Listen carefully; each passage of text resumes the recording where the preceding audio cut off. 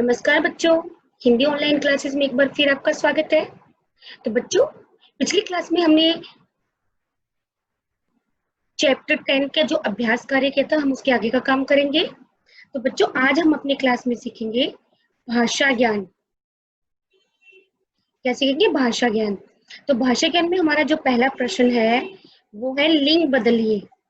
जैसे बाघ, बाघिन, हाथी, हथिनी, शिक्षक, शिक्षिका, बंदर, बंदरिया, लड़का, लड़की, शेर, शेरनी। तो बच्चों, इस प्रकार हम अपने इन शब्दों का लिंग बदलेंगे, जो कि बहुत ही आसान थे। उसके बाद देखिए पर्यायवाची शब्द। बच्चों, हमारा अगला प्रश्न जो है व्याकरण संबंधी, वो है पर्यायवाची शब्द। जैसे जमीन, तो जमीन को हम लिखेंगे भू, धरा, धरती। ठीक है, कोई भी आप एक लिख सकते हैं। उपाय, उपाय का पर्यायवाची शब्द है तरकीब, हल।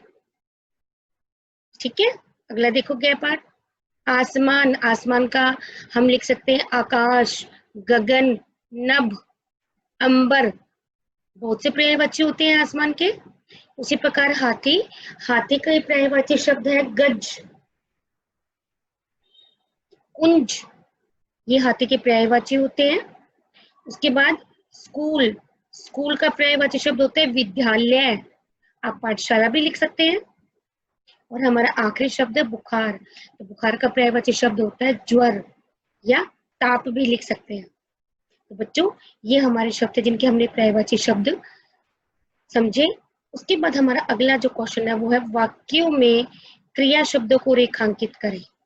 तो देखिए, अभी हम क्रिया शब्द क्या होते हैं, क्रिया क्या होती है।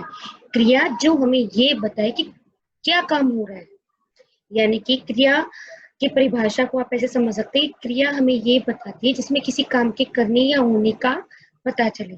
तो इन वाक्यों में हमें यही देखना है कि क्या काम हो रहा है और उन्हीं को हमें अंडरलाइन करना है। जैसे पहला वाक्य देखिए, क्या पाठ, लड़के जानवरों की बातें कर रहे थे। तो यहाँ पे हमारा जो क्रिया है वो क्या है, क्या काम हो रहा है, बातें कर रहे थे। तो यही हमारी क्रिया शब्द है जिसको हम रेखांकित करेंगे, बातें कर रहे थे।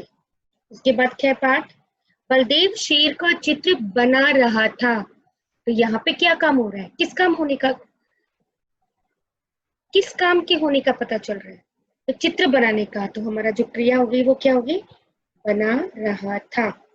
इसी प्रकार अगला वाक्य, क्या पाठ, गुब्बारा उड़ रहा था। तो हमारा क्रिया है, शब्द है उड़ रहा था। और हमारा आखिरी वाक्य है बलदेव को चीते का डर था। तो हमारा क्रिया शब्द क्या होगा, डर था। तो इस प्रकार बच्चों हम क्रिया शब्दों को रेखांकित करेंगे। अगला हमारा प्रश्न है मुहावरों का वाक्य में प्रयोग कीजिए। हाथ पांव फूलना, हाथ पांव फूलने का मतलब होता है घबरा जाना, डर जाना। तो हम इसका कैसे वाक्य में प्रयोग करेंगे, जंगल में आग लगने पर जानवरों के हाथ पांव फूलने लगे। ठीक है पाठ देखिए, होश उड़ जाना, होश उड़ जाना का अर्थ भी डर जाना ही होता है या घबरा जाना होता है। तो हम इसका वाक्य में कैसे प्रयोग करेंगे,